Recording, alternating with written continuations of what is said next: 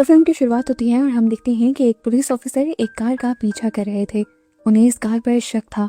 जैसे ही वो इस कार को रुकवाते हैं, कार का ड्राइवर जल्दी से एक गन निकाल कर अपनी टांग के नीचे छुपा लेता है। पुलिस ऑफिसर की बात करने पर जब ये आदमी कुछ ज्यादा जवाब नहीं देता तो पुलिस ऑफिसर उससे लाइसेंस मांगते हैं और इस टाइम तक भी हमें उस आदमी का चेहरा नहीं दिखाया जाता। ठीक इसी टाइम पर हम देखते हैं कि यहीं पर एक और पुलिस की कार आकर रुकती है और उसमें से ऑफिसर जेन निकलती है, जो कि पहले ऑफिसर की वाइफ है। वो उससे पूछती हैं क्या सब कुछ ठीक है। ऑफिसर उन्हें तसल्ली देते हैं और कहते हैं हाँ सब कुछ ठीक है, तुम यहाँ से जा सकते हो। जेन कार मोड़कर यहाँ से जा ही रही थी कि बैक व्यू मिरर में उसने देखा कि वो आदमी उसके हस्बैंड के साथ बहस कर रहा है। इसीलिए वो कार मोड़कर वापस आने ही वाली थी, लेकिन उससे पहले ही उस आदमी ने ऑफिसर को गोली मार दी। जब तक जेन यहाँ पहुंची ऑफिसर मर चुके थे। जेन ने उस किलर को पकड़ने के लिए उस पर शूट करना चाहा, पर किलर निकल गया उसके हाथ से। अब सीन कट होकर हमें दोबारा उसी किलर को दिखाया जाता है जो एक होटल रूम के अंदर किया था। वहां पर उसी के बारे में न्यूज चल रही थी कि किस तरह एक किलर ने 16 लोगों को मार दिया था और वो अभी भी खुले आम घूम रहा था। पुलिस उसे पकड़ने में कामयाब नहीं हो सकी थी। ये किलर जानता था कि उसके बारे में ही बात हो रही है और जरूर पुलिस भी उसे ढूंढ रही होगी, इसीलिए वो इस होटल के अंदर बनी हुई एक अजीब से कमरे में जाकर सो जाता है। इस टाइम उसने किसी भी इमरजेंसी सिचुएशन के लिए शॉटगन पकड़ी हुई थी। अगले दिन हमें किलर को किसी का पीछा करते हुए दिखाया जाता है। वो एक फार्मेसी के पास जाकर रुक जाता है और दिखता है कि एक लड़की फार्मेसी के अंदर गई थी। वो इसी का पीछा कर रहा था। काफी देर बाद वो इस फार्मेसी से बाहर निकली और जब जाकर अपनी कार में बैठी तो देखने को मिला कि किलर पहले से ही उसकी कार में बैठा उसका इंतजार कर रहा था। उस लड़की को ये पता चलने से पहले ही कि उसकी कार में कोई है, वो किलर उसे मार डालता है और फिर उससे फार्मेसी की चाबियां लेके फार्मेसी के अंदर जाता है और बहुत सी ऊट पटांग की दवाइयां इकट्ठी कर लेता है। जबकि दूसरी तरफ हम देखते हैं कि जेन अभी बहुत ज्यादा दुख में थी। एक तो ये दुख था कि उसका हस्बैंड इस दुनिया में नहीं रहे और दूसरा दुख ये था कि पुलिस अभी तक उस किलर का पता नहीं लगा पा रही थी। इतनी देर में न्यूज आ जाती है कि वो किलर एक और औरत को मार चुका है। इससे वो समझ आती है कि जरूर वो किलर एक साइको है और अगर उसे रोका नहीं गया तो वो कहीं और जाने ले लेगा। इसलिए वो फैसला करती है कि कुछ भी हो जाए वो इस किलर को खुद ढूंढेगी और इस किलर के खिलाफ फौरन ही सबूत इकट्ठे करने के लिए बैठ जाती है। जितने टाइम में उसने उस किलर के खिलाफ सबूत इकट्ठा किए थे, उस टाइम के अंदर अंदर किलर 10 और कत्ल कर चुका था और अब उसके किलिंग्स का ये नंबर 32 हो गया था। जिसके बाद जेन फैसला करती है कि अब वो घर में रुककर इंतजार नहीं करेगी, वो खुद बाहर निकलेगी। ये केस अब इतना बड़ा हो गया था कि पुलिस वालों ने FBI के हाथ में दे दिया था। जेन के हाथ में भी ज्यादा कुछ नहीं रहा था क्योंकि जेन एक पुलिस ऑफिसर थी। जेन जानती थी कि उसे काफी हद तक तो केस पर्सनली ही सॉल्व करना पड़ेगा। खैर अब हमें किलर को दिखाया जाता है जो रोड पर जब अपनी गाड़ी चला रहा था तभी वो नोटिस करता है कि रोड पर एक और गाड़ी पंचर खड़ी थी। उसमें एक कपल था। लड़का उस गाड़ी का टायर चेंज करने में बिजी था जबकि लड़की कार के अंदर बैठी हुई थी। वो अब कुछ ही दूरी पर अपनी कार रोक लेता है, अपना किलर वाला मास्क लगाता है और उसके बाद अपनी गाड़ी से एक रॉड निकालकर बाहर निकलता है और बिना सोचे समझे उस आदमी के सर पर वार करते हुए उसे एक ही बार में मार डालता है। अपने हस्बैंड की चीख सुनकर वो लड़की बाहर निकलती है और देखती है कि उसके हस्बैंड मर चुके हैं। वो बुरी तरह घबरा जाती है। उसने पीछे मुड़कर देखा तो इस टाइम उसके भी पीछे एक किलर था। वो समझ गई कि उसके हस्बैंड की तरह उसकी भी जान जाने वाली है। अपनी जान बचाने के लिए वो भागी भी, लेकिन कोई फायदा नहीं हुआ। किलर के हाथ होना से ही सामने आने वाली ट्रक से टकराकर उसकी मौत हो गई। ट्रक ड्राइवर भी उसे बचाने के लिए ब्रेक लगाने ही वाला था, लेकिन उसका भी बैलेंस बिगड़ा और ट्रक उलट गया। ट्रक के अंदर ऑयल होने की वजह से यहाँ पर एक बहुत बड़ा ब्लास्ट हो गया। ट्रक ड्राइवर भी मारा गया। किलर बहुत ही आराम से दूर खड़ा ये सब तमाशा देखता रहा, जिसके बाद वो लड़के के पास गया और उसके खून से उसी की कार पर उसने एक सैटेनिक साइन बना दिया, यानी शैतान का सिंबल बना दिया। और यहाँ से हमें अंदाजा हुआ कि वो शैतान की पूजा करता है और ये सारी कुर्बानियां शैतान के लिए दे रहा है। दूसरी तरफ इस सब की खबर भी अब न्यूज में चल जाती है। FBI की टीम ज्यादा तेजी से इस केस को सॉल्व करने की कोशिशों में लग जाती है और इसी सिलसिले में जेन भी आकर उन लोगों से मिलती है। वो कहते हैं कि मैं इस किलर के बारे में बहुत कुछ जानती हूँ और उसने मेरे हस्बैंड को भी मारा है। मैं इस केस को सॉल्व करवाने में मदद कर सकती हूँ, लेकिन ये केस जो इस टाइम लीड कर रहा था वो जेन की किसी भी हेल्प लेने से मना कर देता है और जेन परेशान हो जाती है। यहीं पर हम देखते हैं कि FBI की एक डिटेक्टिव रेबिका जेन को इस तरह मना करने पर उदास हो रही थी। उसे जेन को देखकर ये साफ लग रहा था कि वो मदद कर सकती है किलर को पकड़वाने में, पर अपने सीनियर के सामने वो उससे कुछ नहीं कह सकती थी। इसी वजह से ऑफिस के बाद शाम में रेबिका उसे एक होटल में बुला लेती है और किलर के मुतालिक जितनी भी चीजें उन्होंने इन्वेस्टिगेट की होती है वो इलीगली जेन को बता देती है। जेन के मुताबिक किलर हमेशा अपनी कार में रहा करता था, पर रेबिका बताती है नहीं, वो डिफरेंट होटल्स में स्टे करता है और अपने पीछे सबूत भी छोड़ कर जाता है।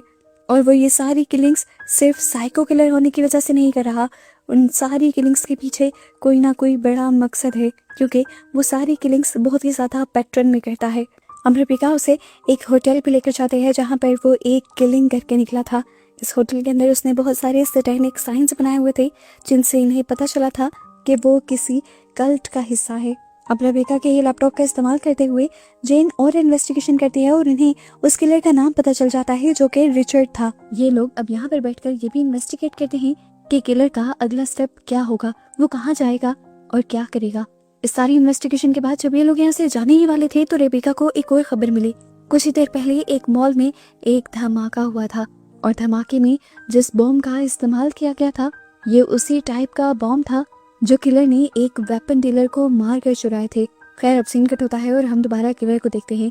किलर अपने एक और किलिंग की तैयारी में है, पाइप को पकड़ता है और उसकी एक साइड को बहुत ज्यादा शार्प कर देता है और उसके बाद अगली सुबह उसी पाइप को लेकर वो एक चर्च में जाता है। कन्फेशन के बहाने से वो फादर को एक अजीब से रूम में ले जाता है और जैसे ही फादर उसकी बातों में खोए हुए होते हैं वो उसे धारदार पाइप से उनके गले में स्टैब कर देता है और पाइप की दूसरी तरफ से उनका खून पीता है। यहाँ जेन भी अब उसका पता करते हुए उसके होटल तक पहुंच गई थी। वो पहले उसके हुलिये को बताते हुए मैनेजर से उसके बारे में पूछती है, लेकिन मैनेजर उसका हुलिया पहचान नहीं पाता।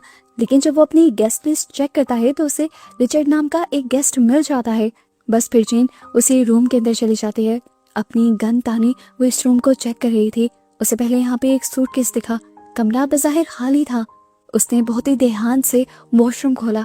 वॉशरूम में एक शॉटगन थी लेकिन था कोई भी नहीं। उसके बाद जब वो बाहर आई तो एकदम से पीछे से कपड़ खुली और किलर वहां से बाहर निकल आया। वो जेन को मारना चाहता था पर जेन अपने आप को बचाने में कामयाब हो गई। इस तरह अपने शिकार को अपने हाथ से निकलता देखकर उस किलर को भी गुस्सा आया और उसने दोबारा जेन के ऊपर अटैक किया और जेन ने अपने डिफेंस में उसके ऊपर अटैक किया। यहाँ पर दोनों की अच्छी खासी हाथापाई हुई, लड़ाई हुई, पर आखिर में उस किलर ने जेन को उठाकर यहाँ से बाहर फेंक दिया खिड़की तोड़ते हुए और फिर खुद भी उसी खिड़की से जंप लगाकर अपनी कार लेकर यहाँ से भाग गया और जेन कुछ कर भी ना पाई। जेन सदमे में चली गई थी, इतना करीब किलर के पहुंचकर उसे ना पकड़ने के लिए। खैर अब वो इस कमरे की बहुत अच्छे से तलाशी लेते हैं और उसे इस कमरे में बहुत सारे सबूत मिल जाते हैं जो किलर यहाँ से मिटाना भूल गया था और इन्हीं सबूतों के जरिए उसे किलर की अगली मूव के बारे में पता चलता है।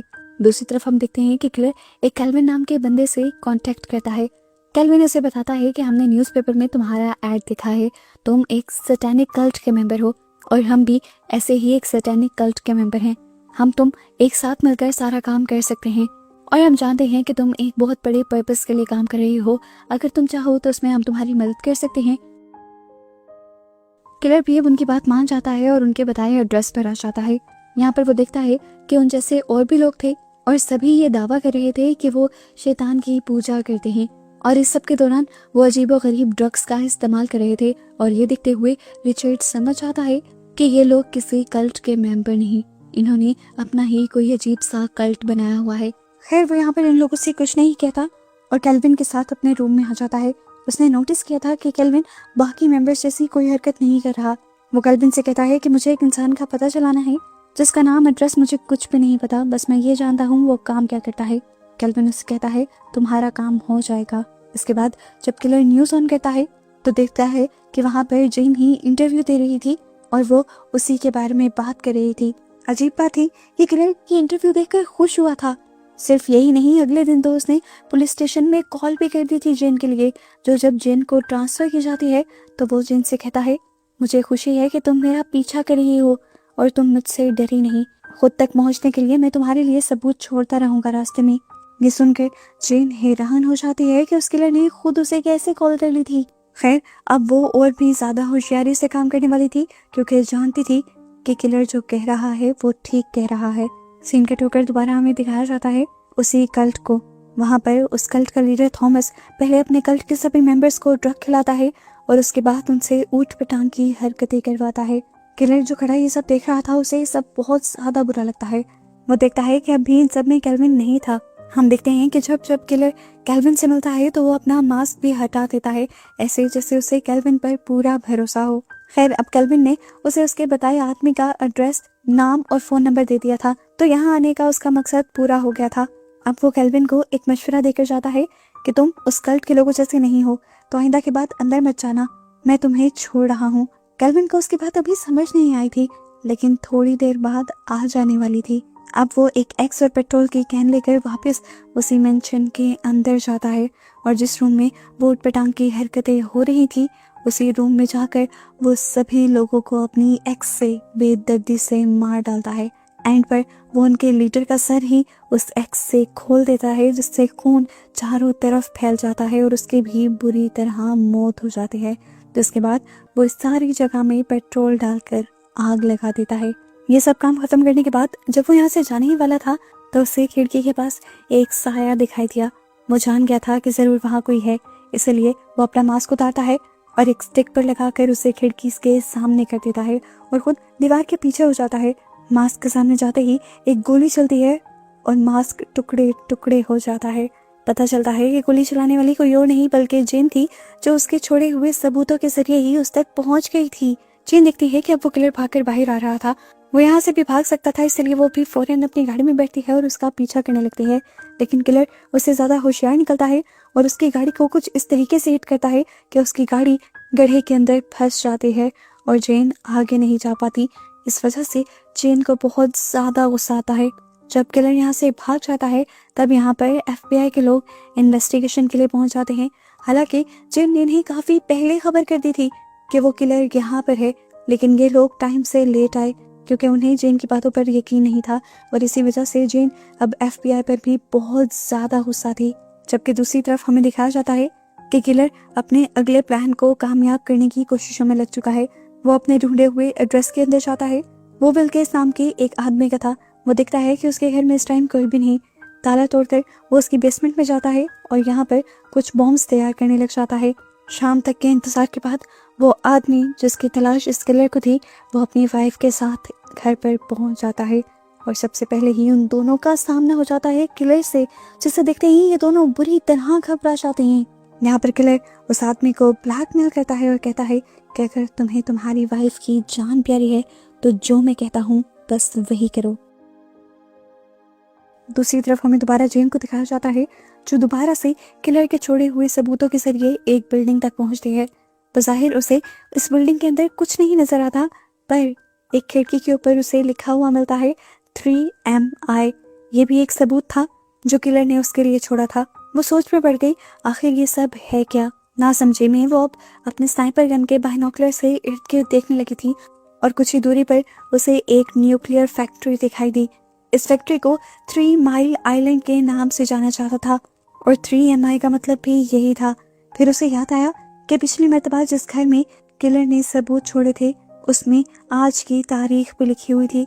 इन सारी चीजों को जोड़ते हुए जेन समझ जाती है कि किलर का मकसद बहुत बड़ा है। आज की तारीख में वो इस न्यूक्लियर फैक्ट्री को तबाह करना चाहता है, जिसके साथ साथ ये पूरा शहर तबाह हो जाएगा। सभी इंसान मर जाएंगे और न्यूक्लियर रेस की वजह से आसपास के शहरों में भी बीमारियां फैल जाएंगी। यहाँ पर हमें भी सारा प्लान समझ आने लगता है कि किलर ने उस बेचारे आदमी को क्यों पकड़ा था। असल में वही 3 माइल आइलैंड का मैनेजर था, यानी उस न्यूक्लियर पावर प्लांट का मैनेजर था। उसी की कार में छुपकर किलर यहाँ तक आ गया। अंदर जाने के लिए ज्यादा इन्वेस्टिगेशन करनी ही नहीं पड़ी। दिखाया गया कि उसने इस आदमी को ब्लैकमेल करने के लिए उसकी वाइफ को भी इसी कार के अंदर छुपाया हुआ था। अब वो इस आदमी को गले से पकड़ते हुए अंदर लेकर जाता है, जहाँ पर अब इनका सामना 2 गार्ड से हो जाता है। किलर फौरन ही पीछे होता है और यहाँ पर 2 छोटे छोटे ग्रेनेड फेंक देता है, जिससे यहाँ बुरा ब्लास्ट होता है और ये दोनों के दोनों गार्ड्स मारे जाते हैं। जिसके बाद वो आगे बढ़ता है और उसका सामने दोबारा 2 गार्ड से हो जाता है। उन्हें वो अपनी शॉटगन से मारता है और इस आदमी को लेकर वो कंट्रोल रूम में आ जाता है और यहाँ सबको अपनी गन दिखाते हुए ब्लैकमेल कर सभी को इस कमरे से बाहर निकाल देता है। यहाँ जेन जो सारी गेम समझ चुकी थी वो जल्दी से लोगों को बचाने के लिए इसी न्यूक्लियर पावर प्लांट के पास आई थी। वो यहाँ के सिक्योरिटी गार्ड्स को बताती है कि अंदर कुछ बहुत बुरा होने वाला है, हमें जल्द ही अंदर की सिक्योरिटी टाइट करनी होगी। अभी ये लोग बात ही कर रहे थे कि यहाँ पर अलार्म भी बजने लगे।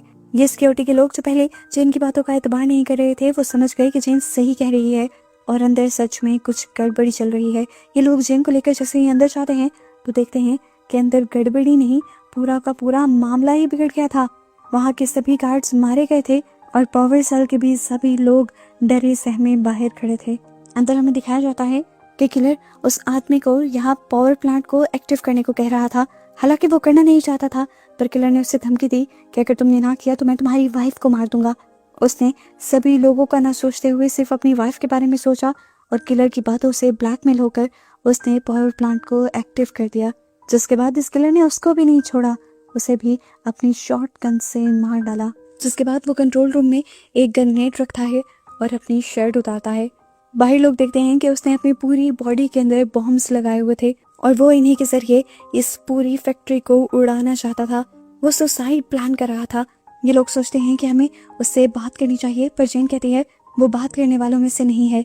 वो अभी तक 50 से ज्यादा किलिंग्स कर चुका है और उसका मकसद सिर्फ तबाही फैलाना है, जिसके लिए उसे अपनी जान की भी परवाह नहीं। ये लोग बाहर से अब दरवाजा तोड़ने की कोशिशों में लग जाते हैं, जिसमें बहुत ज्यादा टाइम लग रहा था और जेन जानती थी कि इससे कम टाइम में वो यहाँ पर ब्लास्ट कर देगा। उसे जल्द ही उस किलर तक पहुंचना था। तभी एक गार्ड जेन को बताता है कि ऊपर की तरफ लगी हुई एक विंडो से हम किलर को देख सकते हैं। जेन बिना सोचे समझे वहां जाते हैं और अपनी स्नाइपर से एक जगह बहुत सारे शॉट लगाते हैं, जिससे वो बुलेट प्रूफ ग्लास टूट जाता है और उसे किलर को मारने के लिए एक गोली चलाने का एक्सेस मिल जाता है।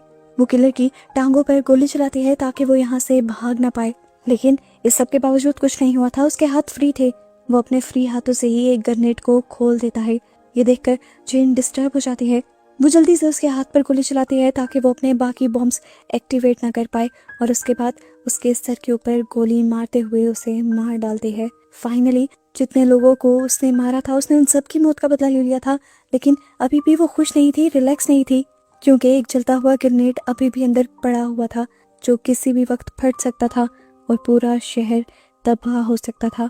लेकिन यहाँ सही वक्त पर वो गार्ड्स इस दरवाजे को खोलने में कामयाब हो जाते हैं और उस ग्रेनेड को डीएक्टिवेट कर देते हैं। फाइनली ये शहर बच जाता है और हमें मूवी का पोस्ट क्रेडिट सीन दिखाया जाता है। यहाँ पर एक बहुत बड़ा ट्विस्ट हमें ये पता चलता है कि उस दिन जब जेन ने इस आदमी को मारा था वो मरा नहीं था, वो अभी भी जिंदा था, लेकिन पुलिस की कस्टडी में था और उसे एक जेल ले जाया जा रहा था। क्या इतने शातिर किलर को जेल में रखना पॉसिबल था या नहीं, और क्या आगे सिचुएशन नॉर्मल रहने वाली थी? इसी सब की परेशानी आज तक जेन को थी, जो अब अपनी लाइफ में काफ़ी आगे बढ़ चुकी थी। उसे हर वक्त यही फिक्र सताती रहती थी कि कहीं वो किलर दोबारा से अपने काम ना करने लग जाए, लेकिन अब वो उसके लिए कुछ कर भी नहीं सकती थी। कोर्ट ने उसकी सज़ा चुन ली थी और इस तरह बस इस मूवी की अनसेटिस्फाइड सी एंडिंग को दिखाते हुए ये कहानी ख़त्म हो जाती है।